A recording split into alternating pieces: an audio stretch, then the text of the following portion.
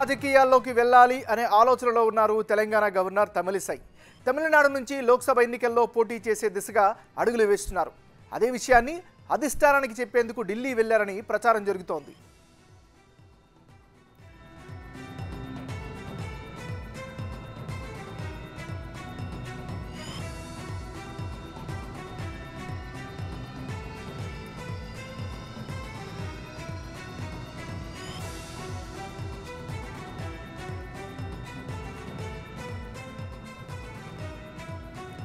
Telangana governor Tamilisai నిజంగానే ప్రత్యక్ష రాజకీయాల్లోకి రానున్నారా? ఇదే విషయం మాట్లాడేందుకు ఢిల్లీ వెళ్ళారా? సో ఢిల్లీ పెద్దలు ఏ విధంగా స్పందించే అవకాశం ఉంది? ఒకవేళ అది కనుక జరిగితే ఎక్కడి నుంచి ఆమె పోటీ చేసే అవకాశం ఉంది? ఇలా పూర్తి స్థాయి సమాచారం అందించేందుకు మా ఢిల్లీ నుంచి రిపోర్టర్ శివ లైవ్లో సిద్ధంగా ఉన్నారు. శివ, చెప్పండి, మీ దగ్గర ఉన్నటువంటి అప్డేట్స్ ఏంటి? ఏమన్నారు, ఇప్పుడు తెలంగాణ రాజకీయాల్లో కీలక విషయంగా హాట్ టాపిక్గా మారారు తెలంగాణ గవర్నర్ తమిళిసై సౌందర్యరాజన్. నిన్న తమిళనాడు వెళ్ళిన గవర్నర్ నిన్న అక్కడ కొంతమంది మీడియాతో కూడా ఈ విషయంపై ప్రస్తావించినట్టు తెలుస్తోంది. ఇటు అధిష్టానం పెద్దలు కూడా తనని తమిళనాడు నుంచి పోటీ చేయమన్నారనే సమాచారం అయితే కొంత బీజేపీ వర్గాల నుంచి అయితే అందుతోంది. అయితే ఒక గవర్నర్కు ఉన్న వ్యక్తి రాజకీయాల్లోకి ప్రత్యక్ష రాజకీయాల్లోకి పోటీ చేయొచ్చా లేదనే దానిపై కూడా కొంచెం చర్చ అయితే నడుస్తుంది. గత అనుభవాలు కానీ గతంలో జరిగిన కొన్ని ఈక్వేషన్స్ కానీ చూసుకుంటే కనుక గతంలో కాంగ్రెస్ హయాంలో కాంగ్రెస్ ప్రభుత్వం కేంద్రంలో ఉన్న సందర్భంలో గతంలో ఉమ్మడి ఆంధ్రప్రదేశ్ గవర్నర్కు ఉన్న సుశీల్ కుమార్ షిండేను కూడా రాజకీయాల్లోకి గవర్నర్ అయిన తర్వాత మళ్ళీ కేంద్ర మంత్రి అయిన సందర్భాలు కూడా గతంలో మనం గమనించాల్సి ఉంటుంది. అదేవిధంగా ప్రజెంట్ ఇటు తెలంగాణ గవర్నర్గా మరోవైపు పుదుచ్చేరి గవర్నర్గా కూడా నియమిస్తూ 2021లో రాష్ట్రపతి ఉత్తర్వులు అయితే ఇచ్చారు. అంటే తెలంగాణకు రెండవ గవర్నర్, మొదటి మహిళా గవర్నర్గా కూడా తమిళిసై సౌందర్యరాజన్ నియమితులయ్యారు. అయితే ఇప్పుడు ప్రజెంట్ లోక్సభ నుంచి పోటీ చేయాలనే యోచనలో తమిళిసై సౌందర్యరాజన్ ఉన్నారు. దానిలో భాగంగానే ఢిల్లీ వచ్చారు అని అయితే ప్రచారం జరుగుతోంది. కానీ అధికారికంగా ఇటు ప్రభుత్వ కార్యకలాపాలకు సంబంధించి కానీ ఇటు ప్రభుత్వ సిబ్బందికి సిబ్బందికి మాత్రం ఎవరికి కూడా ఢిల్లీ వచ్చినట్లుగా సమాచారం లేదు.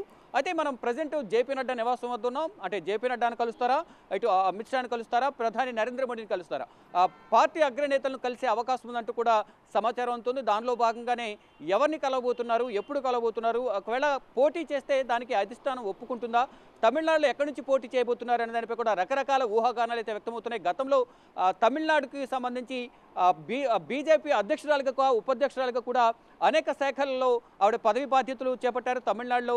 అంటే మొదట వైద్య విద్యను అభ్యసించారు చెన్నైలోని మద్రాస్ మెడికల్ విశ్వవిద్యాలయంలో. ఆవిడ సౌందర్యరాజన్ వృత్తిరీత్యా వైద్యురాలైనప్పటికీ తర్వాత రాజకీయాల మక్కువతో భారతీయ జనతా పార్టీ విధానాలు నచ్చి భారతీయ జనతా పార్టీలో చేరారు. అప్పటి నుంచి కూడా వివిధ శాఖల్లో ఆవిడ పదవి బాధ్యతలు చేపట్టారు. తర్వాత ఇప్పుడు మళ్ళా తన రాజకీయ జీవితాన్ని ప్రత్యక్ష రాజకీయాలకే ప్రజెంట్ ఈ అంశం పైన క్లారిటీ వచ్చే అవకాశం ఉందా?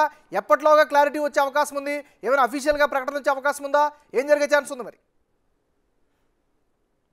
అంటే ప్రజెంట్ కనుక చూసుకుంటే కనుక ఇది ఒక ప్రచారంగానే వారి అనుచర వర్గం కానీ అంటే కొన్ని వర్గాల నుంచి అయితే బీజేపీ వర్గాల నుంచి అయితే కొంచెం మనకైతే సమాచారం అందుతుంది. అది ఎంతవరకు నిజం అనేది బీజేపీ సౌందర్యరాజన్ ప్రతిపాదనకు ఒప్పుకుంటుందా, లేకపోతే బీజేపీ అగ్రనాయకత్వమే పోటీ చేయించాలనే యోచనలో ఉందా అనే దానిపై కూడా ప్రధానంగా చర్చలు అయితే కొనసాగుతున్నాయి. ఈరోజు ఢిల్లీ వచ్చారనే సమాచారం అయితే అందుతోంది. కానీ ఎక్కడున్నారు అధికారికంగా అయితే ఇది గవర్నమెంట్ ప్రోగ్రాం కాదు కాబట్టి ఇది పర్సనల్ వ్యవహారం కాబట్టి ప్రజెంట్ అయితే గవర్నర్ ఢిల్లీ వచ్చిన సందర్భంలో తెలంగాణ భవన్లోని శబరి బ్లాక్లో బస చేస్తారు. కానీ ఇప్పటి వరకు పిఆర్ఓస్ కానీ అధికారికంగా తెలంగాణ ప్రభుత్వ అధికారులకు రెసిడెంట్ కమిషనర్కు దీనికి సంబంధించి ఎక్కడ అధికారిక సమాచారం అయితే లేదు.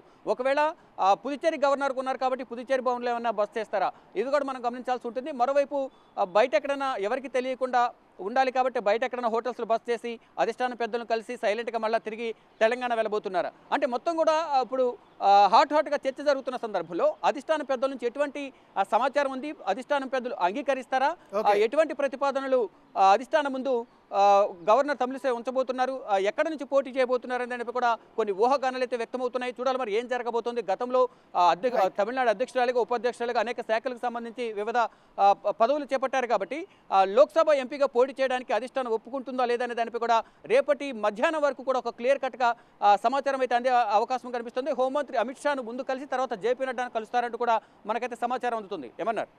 Right, thank you Shiva updates అందించినందుకు.